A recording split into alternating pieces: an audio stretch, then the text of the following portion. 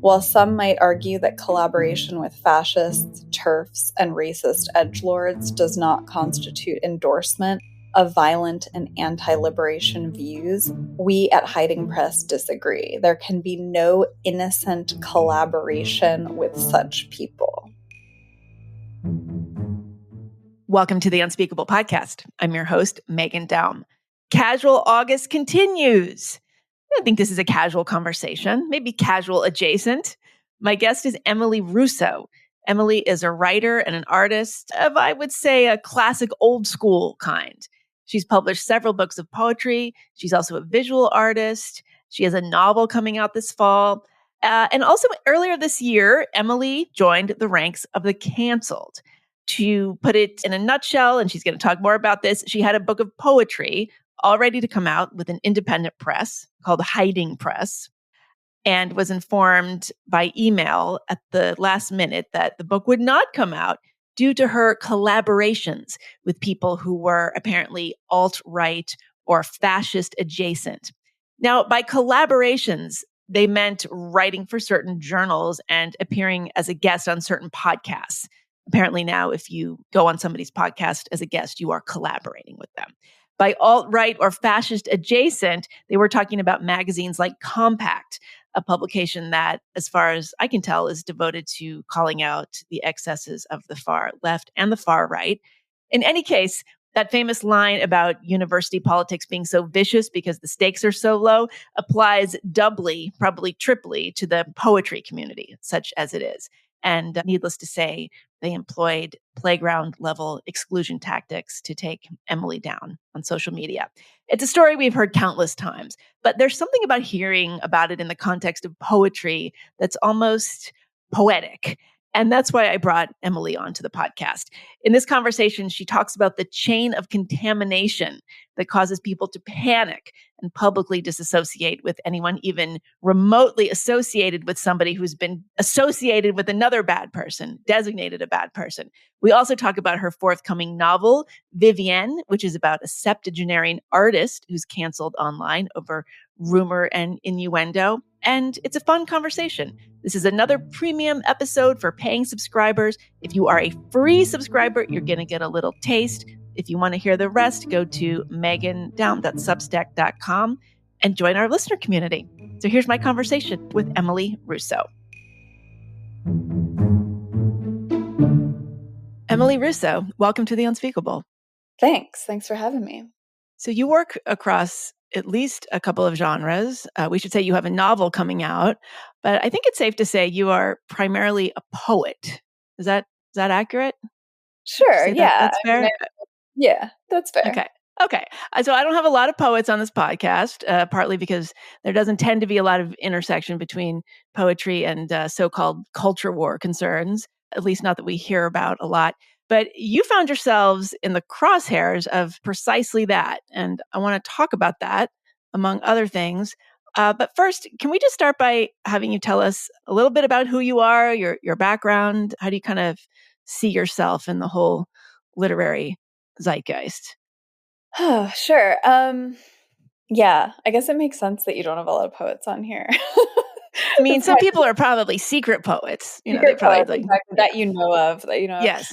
Yeah, it's kind of an embarrassing thing, like to say you're a poet. It's such a strange thing to say. But yeah, I mean, I've written like a few books of poetry, which I tend to be kind of, I guess, moving across genres themselves. Like there's often prose or like images, visual art, etc. And I guess I kind of, when I say poetry, I sort of mean like stuff that's hard to describe or whatever. So that tends to be where my books have landed. And yeah, then I do have a novel coming out in September called Vivienne, which sort of, I don't know, I guess has some poetry kind of snuck in there. But is a novel for all intents and purposes. And yeah, I don't know. I also write essays. I tend to kind of write about film and the internet and technology and mysticism and sort of the intersections of different things like that. And I've studied writing and philosophy, and I don't know, I'm kind of just like a wanderer. All right. So what happened to you? Can you tell us the story? I guess it was about maybe a year and a half, a little over a year ago. I had a poetry collection that was like set to come out with this press, and they had just kind of like announced it on their website, and pre-orders were coming in, whatever. And I want to say like very shortly after that, maybe a few hours or the next day, one of the editors emailed me and kind of like demanded, I would say, that I explain my association with certain people and publications. That I guess basically someone had maybe seen that they were publishing my book and been like, oh, Emmalea Russo has been publishing at this place and she's done podcasts with this person and they're bad news and you shouldn't publish her, basically, kind of almost like whisper campaign vibe. And this was an editor that like one of the editors that I had not worked with. Like I had never actually even really spoke to this person. So I was a little taken back, and I responded with what I felt was like a, firm but polite email. Like, I can associate with whoever I want. Like, you should read the pieces I wrote for these like so-called problematic magazines. I don't think you will find anything to object. It's like whatever. And what were the problematic magazines? Well, the magazine they had a problem with is Compact magazine. Okay. Do you know that? Yes, you're right. And so Compact, we should say, is it, I don't even really, it hasn't been around very long. It started like 2 years ago, right? That's So, relatively new, and they kind of describe themselves, I guess, as being kind of like sort of being all over the political yeah, map. they're supposed to be sort of heterodox. I guess they were I guess the guy who founded it, the editor of like of a conservative journal. They do have sort of conservative origins. Yeah, I guess originally it was founded by like a Marxist and a religious conservative person, but then right. So they've published many different kinds of pieces, and I guess I'll just say that the pieces I had published in there were like about books and film, and my writing doesn't tend to be like super political. I'm sure people would object that everything's political, but I don't, didn't really see it as political. So that was one thing. And then I had gone on a podcast with someone that they referred to as a transphobe, or I believe, no, or a TERF is the term that they use. Yeah, trans-exclusionary radical feminist. Yes. Yeah. And we didn't even talk about, turfdom or anything really. We just talked about this like mystic philosopher that we were both into. So that was a problem, and I was supposed to kind of explain myself on that front. So those were like the two main, and maybe one other person actually that I had a conversation with about movies. I think they took issue with the person you were talking to. Yeah, like these are just people I was chatting with, either like on podcasts or on Substack, on someone's Substack, I think. Okay, so really they're monitoring you. They're seeing what you're up to and taking notes. Okay. So they said, so you're contacted by this editor who says what exactly? That I was putting the press in a very bad spot. I remember that language. I put them in a very bad spot.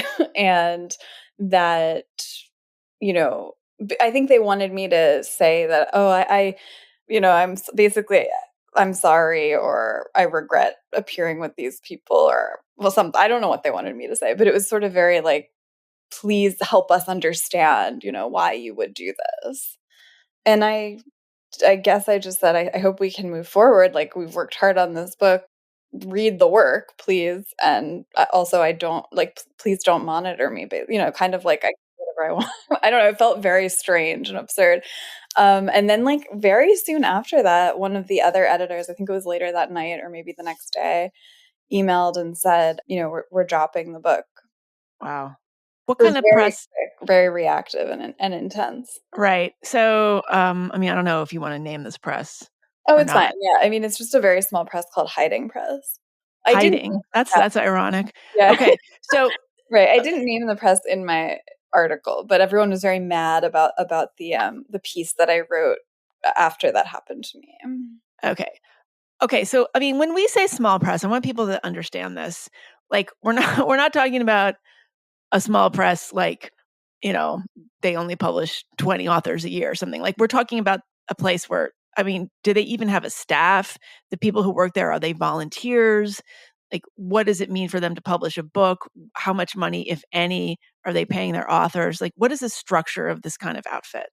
Yeah, I mean, I think it varies. Like, I worked for a small press in New York for a while that, yeah, there was a staff, but it was small, and then a lot of volunteers, and they would publish, I think, like 25 books a year. Oh, Um, okay.